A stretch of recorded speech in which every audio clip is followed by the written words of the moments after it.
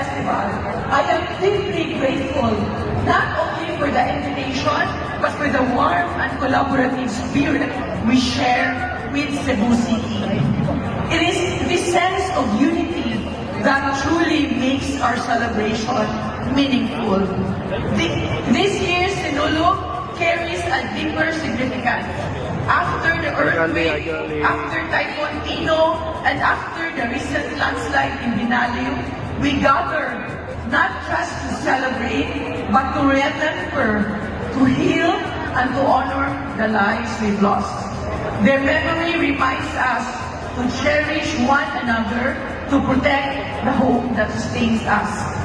As we rejoice today, let us also renew our commitment to care for creation, plant more trees, protect our rivers and seas, and to take better care of our environment so future generations can enjoy a thriving Cebu.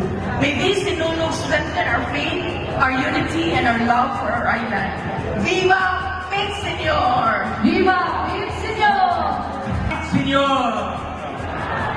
We're very happy that you're here today. But first of all, akong pasalamatan ng Ginoong Diyos, si Senyor Santo Niño, na paghatag niya kanato og nindot og maayo nga panahon. Bakbakan nato si Senyor Santo Niño. Ako sang pasalamatan ang atong provincial government together with Governor Pam na nagpakita dinhi o niya nagpakita ang atong syudad sa Subo together with the provincial government. Usarada, we are united. Second, I would like to welcome all of you to this celebration, to those who are here today and to those looking us online and watching us.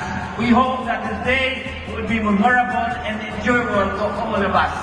In behalf of the power vested upon us, I, Nestor Archibal, And Pamela Baricuatro, we are now officially proclaiming that the Sinulog Parade and Dance Competition officially open.